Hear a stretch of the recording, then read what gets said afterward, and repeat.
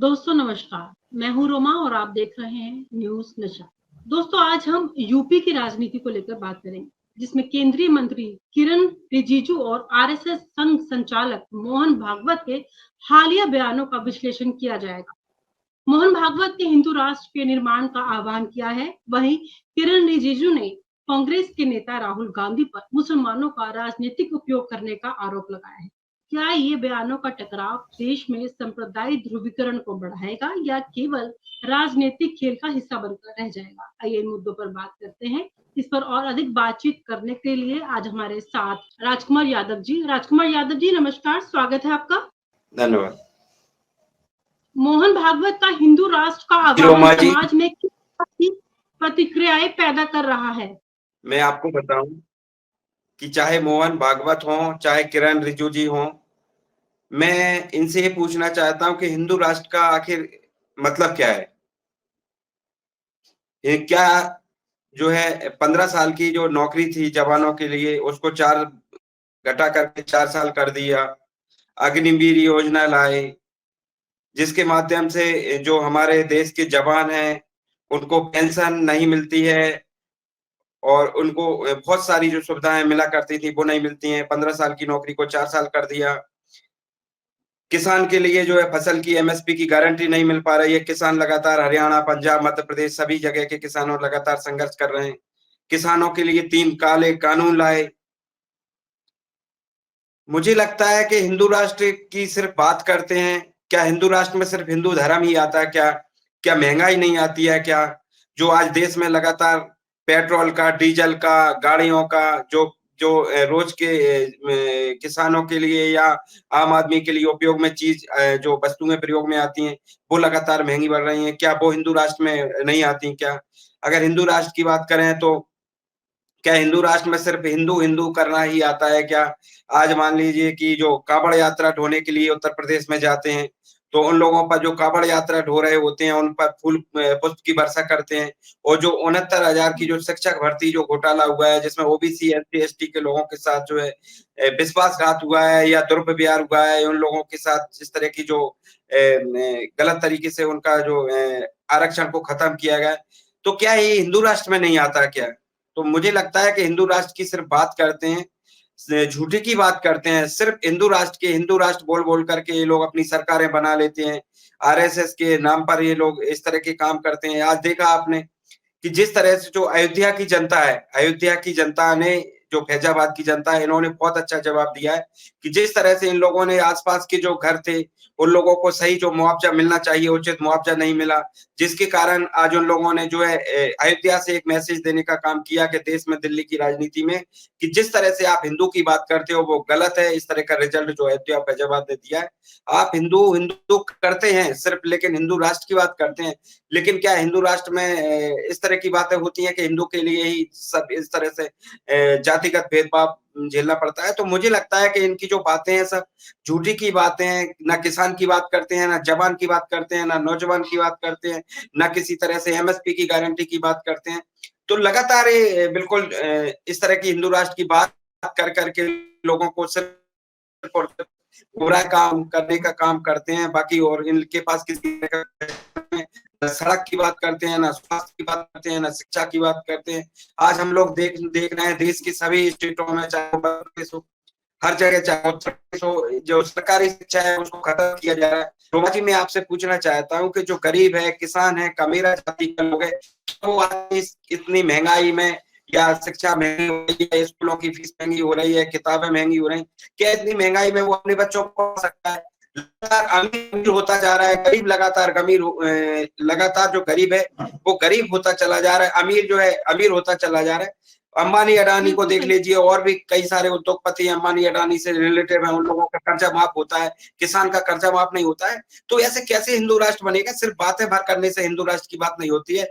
आप हिंदू हो, मुसलमान हो, सभी लोगों को साथ में लेकर चलने की बात होगी, तब जाके हमारा देश आगे बढ़ेगा। हमारा संविधान इस तरह की मनुस्मृति वगैरह और चीजों से नहीं चलता है। हमारा देश जो है संविधान से चलता है। तो हमारे देश को संविधान से चलने के लिए संविधान में जो नियमावली है, उनका हम लोगों के लिए पालन करना पड़ेगा। जीरो बयान तो लगातार आ रहे हैं। एक बयान और है जिसमें किरण रिजिजू ने मुसलमानों को दी गई जो चेतावनी है उसका क्या उद्देश्य है? क्या ये राजनीतिक स्थिति को और जटिल बनाता है? आखिर क्या सच्चाई है इसके पीछे?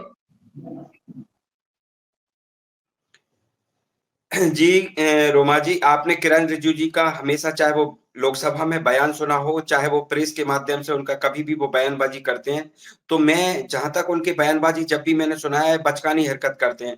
हमेशा आज देख लीजिए उनका एजेंडा क्लियर नहीं रहता। आज वो बोल रहे हैं कि जो है कांग्रेस पार्टी लगातार जो है मुसलमान को सिर्फ इस्तेमाल करने का काम करती है। इस तरह का बयान रिजिजू जी ने दिया है, मैंने उस बयान को देखा है।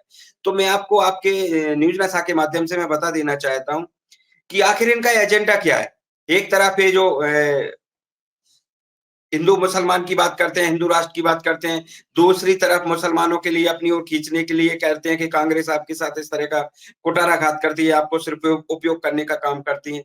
तो सिर्फ इनके उद्देश्य ना ये हिंदुओं के लिए काम करते हैं, ना इस मुसलमानों के लिए काम करते हैं, ना देश की। सिर्फ इनका उद्देश्य यह रहता है कि किसी भी तरह से हमारी, चाहे वो देश की बात हो, चाहे किसी भी स्टेट की बात हो, हमारी सरकार बनना चाहिए, हमारा भुट्टा सिक जाना चाहिए। बाकी इस तरह से किसी भी तरह से इन लोगों का कोई मुख्य एजेंडा नहीं है जिसके लिए, जिस एजेंडे पर ये सिर्फ एक होकर के काम करती हैं। तो मुझे लगता है कि भारतीय जनता पार्टी का जो एजेंडा है, लगातार जिस तरह का जो एजेंडा है, लगातार ये एजेंडा गलत हुआ है, जिसके कारण आज देखें कि जो देश में लोकसभा में जो सरकार बनी है, वो सीटें घट करके 300 से ऊपर सीट थी उनकी, घट करके 240 पर सीटें आ गई हैं। तो अगर इनका एजेंडा सही होता तो इस तरह से होता। दूसरी बात क्या है कि आज भारतीय जनता पार्टी हो या अन्य एनडीए हो जिसमें इनके घटक दल हो, आज ये बोलते थे कि मैं 56 इंच का सीना है मोदी जी का, या बोलते थे कि एक अकेला मोदी सब पर भारी। तो आज देखा होगा आपने, वो सब बयानबाजी बंद कर दिया। देखो, हमारा देश संविधान से चलता है और जनता से चलता है। अगर जो है नरेंद्र मोदी इस तरह की जो अहंकार वाली भाषा करते थे कि एक अकेला सब पे भारी, अरे जनता ने अगर मोदी को जनमत, नरेंद्र मोदी की जो भारतीय जनता पार्टी को सरकार को अगर जनमत न दिया होता, वो जनता ने विश्वास न किया होता, तो एक अकेला सब पे भारी कैसे हो जाता। तो जनता की बात को छोड़ करके वो सिर्फ अहंकारी वाली भाषा प्रयोग करते थे नरेंद्र मोदी, जिसका जनता ने जवाब दिया और उनके लिए चारों खाने चित कर दिया। आज जो है एनडीए सरकार है, कभी भी गिर सकती है। कोई जो है बैसाखियों पर सरकार चल रही है, इस तरह की सरकार को जो है जनता कभी भी सरकार को गिरा देगी। आज आप हरियाणा और जम्मू कश्मीर का चुनाव देखेंगे तो लगातार एग्जिट पोल हो या वोट प्रतिशत हो या सीट को संख्या का आंकड़ा हो, वो लगातार भारतीय जनता पार्टी के खिलाफ जा रहा है। तो मुझे लगता है कि किसी भी तरह से हम लोग संविधान में रहते हैं, हम लोग जनता के सेवक हैं, तो हम लोगों के लिए जनता की सेवा करना चाहिए। इस तरह की अहंकार वाली भाषा का प्रयोग नहीं करना चाहिए। अगर अहंकार की भाषा का प्रयोग करेंगे तो जनता सब जानती है और जनता लगातार जो है चारों खाने चित्त कर देती है। जीरो। मोदी जी के बयानों को लेकर आप बातचीत कर रहे थे। अब मैं बात करती हूँ योगी आदित्यनाथ के बयान पर। जो योगी आदित्यनाथ का बयान है उसको लेकर आपके क्या विचार है कि हर धर्म का सम्मान होना चाहिए, और क्या एक वास्तविकता है भी या नहीं? जी, मैं आपको बात बताऊं, योगी जी जिस तरह की बात कर रहे हैं, कथनी और करनी में बहुत अंतर है। आज आपने देखा होगा जब कांवड़ यात्रा चल रही थी, सावन का महीना था, उस समय योगी जी ने एक आदेश जारी किया था और सभी प्रशासनिक लोगों को उसके लिए, आदेश के लिए पालन करने के लिए बात कही गई थी कि आप जैसे कोई हिंदू हो, मुसलमान हो या और कोई हो, सभी की जाति लिखने के लिए, पूरा नाम लिखने के लिए उन्होंने बताया था कि आप अपने जो आम का ठेला हो, तरबूज का ठेला हो या कोई नाम होटल लिखने हो की। जिसमें तो उसमें नाम लिखने। क्या मैं आपसे पूछना चाहता हूँ, इस तरह की बात सही है? और अगर इस तरह की बात अगर है तो इन्होंने फिर बोला कि इस तरह की के सभी धर्मों का सम्मान हमारा जो देश में होना चाहिए या मध्य उत्तर प्रदेश में होना चाहिए। अगर इनकी बात सही थी तो इस तरह का काम इन्होंने क्यों किया कि जैसे इस ठेले पर नाम होना चाहिए, उस दुकान पर नाम होना चाहिए। तो ये कहीं न कहीं ये दर्शाता है कि ये जातिवादी करते हैं। जिस तरह से हिंदुओं को भड़काना चाहते हैं, हिंदू मुसलमान करना चाहते हैं, जिससे कि हिंदुओं में मुसलमानों के प्रति एक नफ़रत का भाव पैदा हो। मैं आपसे पूछना चाहता हूँ कि अगर जैसे मान लीजिए हम जब किसी तरह के जो एक मानवता की बात करते हैं और आज कई सारे लोग जो हमारे महान हुए हैं, चाहे बाबा साहब अम्बेडकर हों, चाहे मान्यवर काशीराम हों, चाहे आपके महात्मा गांधी जी हों, सब लोगों ने समानता की बात की है, समान रूप से सबको एक साथ रहने की बात की है। और अगर संविधान भी बनाया तो हमारा देश संविधान से चलता है, संविधान में किसी तरह की कोई जातिगत बात नहीं हुई। अगर इस तरह से योगी आदित्यनाथ एक फरमान जारी करवाते हैं कि जिसके ठेला हो, होटल हो, उस पर नाम लिखा होना चाहिए, तो इससे टोटल जातिवाद की जो है बू आती है। तो मुझे लगता है कि हमारे देश में जिस तरह से जो जातिवाद योगी आदित्यनाथ हो या भारतीय जनता पार्टी हो, इस तरह से आज आपने देखा होगा कि भारत देश के जो हमारे प्रधानमंत्री हैं, वो भी लगातार जातिवाद फैलाते हैं। आज देखा होगा कि जब भारत के जो प्रधानमंत्री हैं वो विदेश में जाते हैं तो बोलते हैं कि मैं युद्ध की भूमि से नहीं बुद्ध की भूमि से हूँ। और लगातार आपने देखा होगा कि मध्य प्रदेश में वो बुद्ध की सोच के खिलाफ युद्ध छेड़ते हैं। जी, तो एक तरफ आप बिल्कुल। जो है पूरे अन्य स्टेट अन्य आपके जो है अन्य जैसे फॉरेन में जाते हैं तो फॉरेन में जाकर के आप महात्मा बुद्ध की तथागत बुद्ध की जो है विचारधारा की बात करते हैं कि हम लोग तथागत की बुद्ध की भूमि से हैं और उनकी विचारधारा में काम करते हैं। दूसरी तरफ आप अपने देश में आकर के जो है ये जो बुद्ध की सोच है उसके प्रति युद्ध छेड़ने की बात करते हैं। तो मुझे लगता है कि इनकी सोच की कथनी करनी में बहुत अंतर है। आज आपने देखा होगा कि महाराष्ट्र में जो है जिस तरह से ये बात करते हैं, मुझे लगता है कि इनकी सोच और कथनी करनी में बहुत अंतर है। रोमा जी बताएँ? जी। राजकुमार जी, क्या लगता है हम ऐसे दौर में जी रहे हैं जहाँ जाति, धर्म, भेदभाव क्या अभी भी इस दौर में हमें सहना पड़ेगा? अभी भी ये चीज़ें देखनी पड़ेगी इतना आगे आ जाने के बाद भी? इस पर क्या विचार है आपका? जी, रोमा, मैं आपको बता दूँ कि हमारा भारत देश है, जाति प्रधान देश है। निश्चित तौर पे मुझे लगता है कि जो है जातिवाद हमारे देश में हावी है और जातिवाद किन लोगों ने हावी किया है, जैसे मान लीजिए कि आज जो मैंने बताया है ना आपको कि जो हिस्सेदारी है, जैसे मान लो आज पिछड़ा वर्ग है, दलित है, आदिवासी है, अल्पसंख्यक है, तो इन लोगों को हिस्सेदारी नहीं मिली है। मुझे लगता है कि हमारे देश में सामाजिक न्याय की बात होना चाहिए और सामाजिक न्याय में आप देखेंगे, तो चाहे वो हमारा देश का मीडिया हो, चाहे जो प्राइवेट तरह से लोगों की जो नौकरियों की लगने की बात हो और जी, लगातार जो सरकारी संस्थान है, उनको खत्म किया जा रहा है। तो सभी जगह अगर देखा जाएगा तो दलित, पिछड़ा, आदिवासी, अल्पसंख्यक लोगों की बहुत कमी है। इन लोगों को समान भाव से किसी तरह से कोई अधिकार नहीं मिल पा रहा है, जिसकी बात लगातार विपक्षी दल भी कर रहे हैं और हम लोगों ने ओबीसी जन कल्याण संगठन के माध्यम से पूरा देश में हम लोग काम करते हैं और हम जातिगत जो भेदभाव हटाने की बात करते हैं। तो जो लोग बोलते हैं कि हम जातिगत भेदभाव नहीं करते हैं, वही लोग जातिगत भेदभाव करते हैं। तो इनका दिखावा कुछ और है, करना कुछ और है, इस तरह की। आज आपने देखा होगा कि पूरे देश में जो लेटरल एंट्री पिछले जी, दरवाजे से इन लोगों ने भर्ती की। पिछले सालों से लगातार भर्ती चल रही है, चाहे वो एग्रीकल्चर विभाग हो, चाहे आपका यूपीएससी हो। अभी आपने देखा होगा कि जो 43 लोगों की लेटरल एंट्री के माध्यम से भर्ती चल रही थी, जिसका जो जब लेटर वायरल हुआ तो पूरे विपक्षी दलों से ओबीसी जन कल्याण संघ, हम लोगों ने, सभी लोगों ने, जो विपक्षी दल हैं या और गैर राजनीतिक जो सामाजिक संगठन है जो लगातार जनसेवा करते हैं, इन लोगों ने जब इस मुद्दे को उठाया तो सरकार ने इसको जो है लेटरल एंट्री को वापस लिया।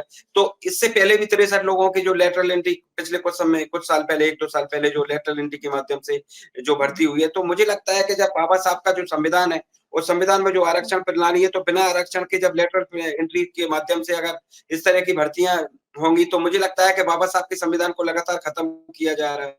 एक तरफ बात करते हैं कि बाबा साहब अम्बेडकर के संविधान को हम बचाने का काम करते हैं, दूसरी तरफ इनके लोग कुछ एक सांसद लोग संविधान को खत्म करने की भी बात करते हैं और जो लेटरल एंट्री है, इस तरह का सीधा-साधा ये उदाहरण है कि लेटरल एंट्री के माध्यम से बिना आरक्षण के ये लोग जो है एक मुख्य सचिव लेके लेवल की जो नौकरी है, आईएएस, आईपीएस लेवल की जो है, इस तरह की बड़ी-बड़ी जो बिल्कुल। भर्तियाँ करते हैं। आज आप देखेंगे आप देश में या मध्य प्रदेश में जो बड़े-बड़े जो यूनिवर्सिटी हैं, बड़ी-बड़ी विश्वविद्यालय हैं, इनमें आप कुलपति जी, देखेंगे, तो लगातार जो है आरएसएस अपने लोगों की भर्ती करने का काम करती है।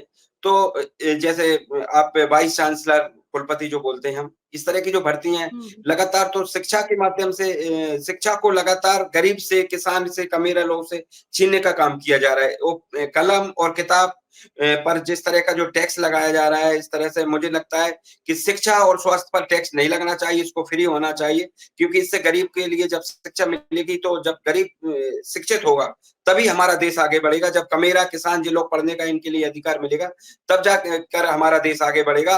ऐसे जो कुछ एक लोगों के आगे बढ़ने से हमारा देश आगे नहीं बढ़ेगा। इसी सामाजिक न्याय के लिए हम लोग जो है लड़ाई लड़ने का काम करते हैं और मुझे लगता है कि जहाँ तक आप अंत में हम इसी बात पर आते हैं, चाहे वो योगी आदित्यनाथ हों, चाहे किरण रिजिजू हों, इन लोगों को अपनी कथनी और करनी में अंतर लाना होगा। और जिस तरह से इनको 69,000 जो शिक्षक भर्ती जो घोटाला हुआ है, उसमें किसान जब हक माँगने किसान क्या जो नौजवान हों या जो बेरोज़गार हों, जब अपना हक माँगने जाते जी, हैं, तो उनको लाठी का सामना करना पड़ता है, उन पर लाठी पड़ती है। जब किसान अपनी एमएसपी माँगते हैं, तो उनको लाठी से पीटा जाता है और जब वो काँवड़ यात्रा ढोने के लिए जाते हैं, तो उन पर पुष्प वर्षा की जाती है। तो मुझे लगता है कि इस तरह का भेदभाव नहीं होना चाहिए। जहाँ तक धर्म की बात है, सबको अपने-अपने धर्म का सम्मान करना चाहिए, लेकिन किस तरह से जो है किसान और नौजवान और रोजगार के लिए, हक के लिए अधिकार सरकार को अपना एक दुर्व्यवहार ना करती हुई उनको हक और अधिकार देना चाहिए। इस तरह की बात मैं आपके चैनल के माध्यम से भी रखता हूँ और सभी लोगों को मैं बताना भी चाहता हूँ। जी। कुल आज की चर्चा जी में रो हमने फिर ये देखा कि कैसे किरेन रिजिजू और मोहन भागवत के बयानों ने धार्मिक और राजनीतिक पहचान के बीच एक नया विवाद खड़ा कर दिया है। क्या ये केवल एक राजनीतिक खेल है या इसमें समाज में वास्तविक तनाव बढ़ेगा? ये सवाल हमारे सामने है और आपने हमारे सभी सवालों के जवाब इस प्रोग्राम में दे दिए हैं। अब उम्मीद करते हैं कि दर्शकों को भी हमारे प्रोग्राम के जरिए इन सभी सवालों के जवाब मिल गए होंगे। आपकी तमाम जानकारी के लिए, प्रोग्राम में जुड़ने के लिए बहुत-बहुत शुक्रिया। नमस्कार। और आप हमसे जुड़े रहने के लिए सब्सक्राइब करें YouTube पर, फॉलो करें ट्विटर पर और लाइक करें Facebook पर। और ज्यादा जानकारी के लिए आपको टाइप करना होगा सिर्फ न्यूज नशा।